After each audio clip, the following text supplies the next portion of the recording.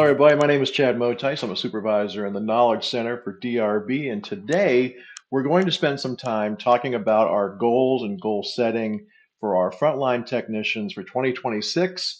Um, we want to go through the process, what you're looking at, how these goals are set, and what those goals are for the upcoming year. So let's jump right into it. What we're going to start about first is we're talking about the term SMART goals, and SMART goals are the SMART goal setting process, and the letters in SMART, SMART, all stand for different parts of that goal setting process. Let me go over them with them real quick. S stands for specific goals. We want to be very particular and specific about the goals that we're setting so it's very clear and understandable. We want them to be measurable. That's the M. Measurable goals to enable you knowing very clearly what they are, how to obtain them, when you obtain them, and if we ever miss those, how close we came. Achievable goals is A in the SMART process, and that stands for achievable goals. We want to set realistic expectations. We want to be able to set goals that, although they may be a stretch, they are easily able to be successful, hit these goals, and help the business and yourself be successful. The R and T stand for relevant and time bound, which means we want these to be goals that help the business move forward, help you be successful, but also have a time limit attached to them so that it's not something so far in the future that we can't stay focused on it, but something that we can work on daily and say that they'll be achieved in 6 months or by the end of the year. As we do this, you will see that when you go into the volunteer system to see your goals, you will see each of these goals spelled out in the SMART process. But for today's presentation, we're going to be very high level in explaining what those goals are, and then you'll spend time with your supervisor going over the details and the month-to-month impact you're having toward those goals. First goal we want to talk about is the proactive support competitive advantage goal. This goes against one of our critical to quality components of being very proactive and assisting our customers and our business. So the short form for technician goals is we want to start reporting chronic issues. We want technicians to report at least one chronic issue monthly to identify systematic customer problems early. As you find scenarios that come up that seem to be issues that you keep seeing with customers, issues that are making your calls more challenging, issues that are helping or hurting customers' ability to wash cars consistently, we want to document those. And I want you to be able to work with your supervisor to say, how can I document these? This is something I see. Where should we put it? We want to monitor trends and reoccurring issues to reduce repeated customer contacts and improve our foresight, improve our ability to fix issues before the customer even knows they have them. And then we want to have a collaborative anomaly detection, which is technicians participate in conversations to identify anomalies, oddities, things that seem to be out of common, out of the norm, and communicate these findings effectively. What we will do when you sit down with your supervisors, you're going to talk about some very attainable goals. And the attainable goal here, the measurable goal here is one time per month. You're finding a scenario that you're letting your supervisor documenting and communicating an issue that you have found with your customers. Again, this is the high level explanation to get your brain start to thinking about how these scenarios would work and what you have seen so far. We want to jump into the process as soon as you can, as we are already in March. So when opportunities come up, have that conversation with your supervisor. When you bring it up to a coach on an HR, when you see those scenarios come up, get prepared to document them and move forward in letting the business know. The second goal that we're going to talk about is the increasing efficiency and improving the customer experience. Anytime we can increase efficiency, make the customer calls faster, more efficient, make their customer experience better, help their uptime for their car wash to stay higher, that is a benefit to our business. So here is the information around that goal.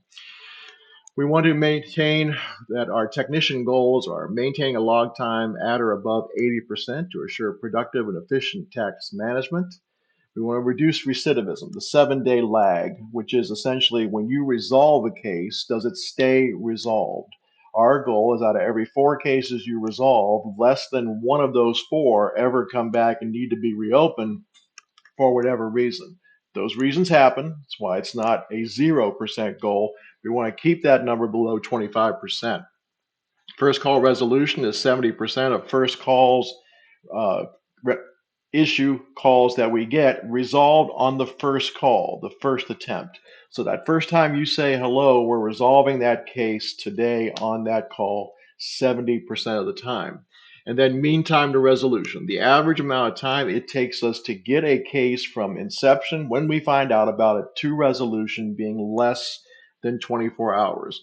All of these have been part of the skill development report, and all of them have been part of other measures that we have talked about. So none of these are a surprise as far as metrics you're being evaluated on, but we're putting them in the goals and being very detailed with how those metrics are looked at.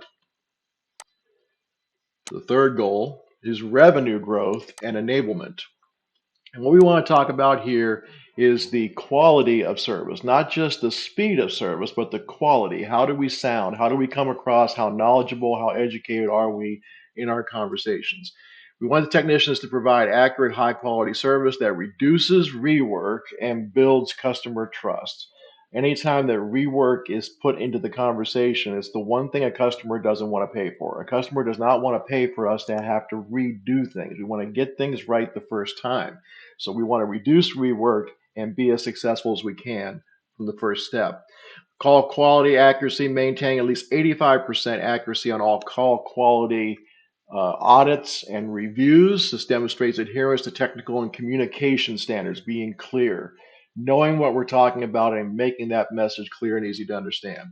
We want quality documentation to support downstream teams and reduces escalation, enhances the customer experience. There are other teams beside us, with tier 1 to tier 2, tier 2 to tier 3, but there's also sending things to engineering, the TSA teams, the executive teams, sales, development, customer care, making sure that we have good information, great documentation that makes any handoff that we need to make clear, concise, and effective. And then we want to make sure that we have an impact on customer retention. Accuracy and consistency in case handling contribute to the long-term customer retention and their long-term satisfaction. So this is goal number 3 around our technician goals in helping to enhance the customer experience. That also helps with revenue and consistently keeping our customers happy. The last one we want to talk about is development and engage. In this one, we're talking about the overall skill development score being a 3.25 or higher, which reflects a strong KPI performance, key performance initiative. Individual development plans, complete individual development plan activities for ongoing technical and communication skill growth as you go through the training and developing, whether it be from tier 1 to tier 2, tier 2 to tier 3, or going from tier 3 to learn Patheon, or to better your education and understanding of new things as they come out. We want to be as effective and impactful in that area as possible. We want to have full participation in monthly and quarterly coaching sessions to foster continuous learning. We want to make sure that although we want the feedback and the communication style to be more than just monthly, but we want to make sure that when those opportunities happen, that we engage, we communicate, we have clarity, and we move forward with whatever coachings or opportunities that we have and maintain success when we have it. The last part of this is career advancement and engagement. Building technical excellence enhances career growth and improves employee engagement organization wide. Being able to make yourself as marketable as possible internally is always going to help us be successful and build our process strong as we go forward. So that gives us an overview of our goals for 2026 from the technician standpoint in the Knowledge Center. There'll be further follow up with your supervisor to discuss your individual impact and how you outline those. You'll get a link that will allow you to access your goals so you can read through them also and document your progress as you go along. If you have any questions, see your supervisor. Thanks for the opportunity. We'll talk soon.